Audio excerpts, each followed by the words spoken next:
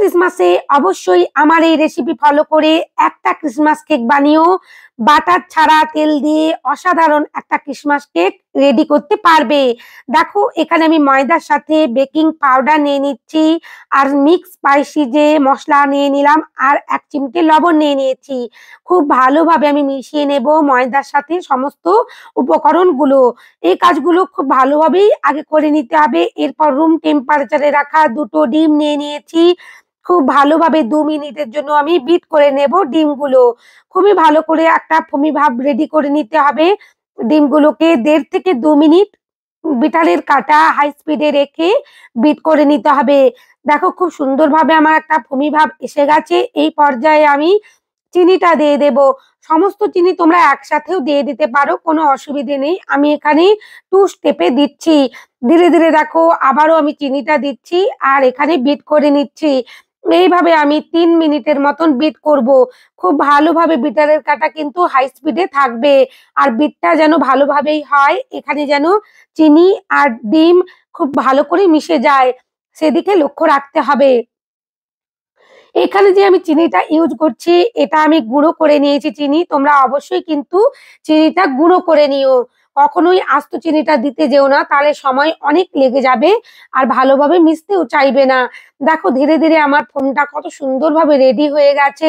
Batter গুলো সমস্ত এক জায়গায় নিয়ে এলাম। এরপর 3টে এসেন্স লেমন, ভ্যানিলা আর অরেঞ্জ এসেন্স আমি ইউজ করছি, আর এই পর্যায়ে আমি তেলটাও দিয়ে দিলাম।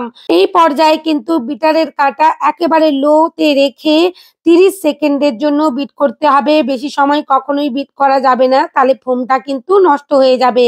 দেখো বিটারের কাঁটাটা আমি খুলে নিয়েছি। এরপর আগে থেকে রেডি করে রাখা শুকনো উপকরণগুলো একটা স্ট্রেনারের সাহায্যে ভালো করে চেলে নিলাম আরেকবারও।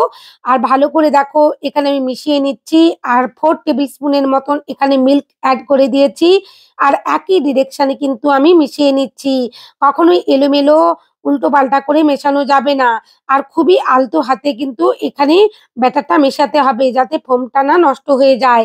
এই পর্যায়ে দেখো আগে থেকে আমি ময়দা মাখিয়ে রেখেছিলাম টুটি ফুটি আর সমস্ত রকমের ড্রাই ফ্রুট, সেটাই দিয়ে দিলাম। তোমরা যে যেমন হাতের কাছে ড্রাই ফ্রুট পাবে সেটা দিয়েই বানিয়ে নিও।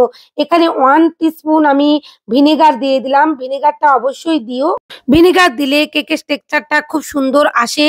দেখো এখানে আমি আলতো হাতে ভালো করে মিশিয়ে নিয়েছি, আর আগে থেকে পাউন্ড কেক মোল্ড রেডি করে রেখেছিলাম বাটার পেপার দিয়ে আর তেল দিয়ে, তার মধ্যেই সমস্ত ব্যাটারটা আমি ঢেলে নিচ্ছি। এর ব্যাটারের মধ্যে ময়দা মেশানোর আগে কিন্তু গ্যাস, ওভেন কিংবা ওটিজি যে যার মধ্যে কেকটা বেক করবে সেটা প্রিহিট করতে দিয়ে দেবে, না হলে কিন্তু কেকটা পারফেক্ট ভাবে বেক হবে না।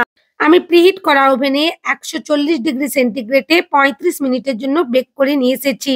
পর থেকে আমি কিছু ড্রাই ফ্রুট ছড়িয়ে নিচ্ছি। খুব সুন্দরভাবে আমার কেকটা বেক হয়ে নিয়ে আসবো। দেখো কত ভালোভাবে পারফেক্ট একটা কেক রেডি হয়েছে। তোমাদের কাছে আমি কাট করেও দেখিয়ে দেব। অবশ্যই কিন্তু এই ক্রিসমাসে আমার এই রেসিপিটা ফলো করো। আশা করছি পারফেক্ট ভাবে একটা কেক বানাতে পারবে, আর খেতেও অসাধারণ হয়। আর যদি ভালো লাগে, নতুন বন্ধু হয়ে থাকলে প্লিজ চ্যানেলটা সাবস্ক্রাইব করে দিও। এরকম নতুন নতুন ভিডিও আমি তোমাদের জন্য বানাতেই থাকবো। আর লাইক, শেয়ার, কমেন্ট করতে ভুলো না। তোমাদের লাইক, শেয়ার, কমেন্ট আমাকে নতুন নতুন কাজ করতে উৎসাহিত করে।